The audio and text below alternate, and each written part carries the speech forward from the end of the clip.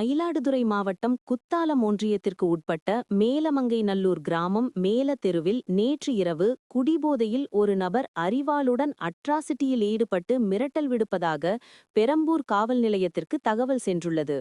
காவல் நிலையத்திலிருந்து முதல்நிலை காவலர் சாமிநாதன் மற்றும் உளவு பிரிவு காவலர் சதீஷ் ஆகிய இருவர் சம்பவ இடத்திற்கு சென்று அந்த நபரிடம் இருந்த சிறிய அரிவாளை பிடுங்கினர்.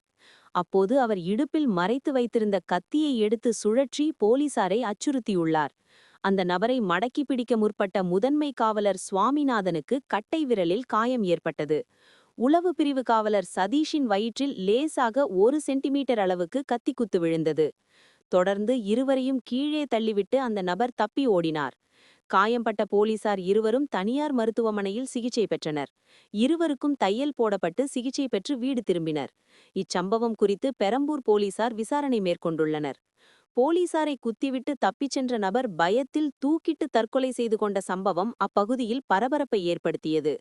தற்கொலை செய்து கொண்ட ஆனந்தன் 40 திருவாரூர் மாவட்டம் ஆந்திப்பந்தலை அடுத்த பனங்குடி கிராமத்தை சேர்ந்தவர்.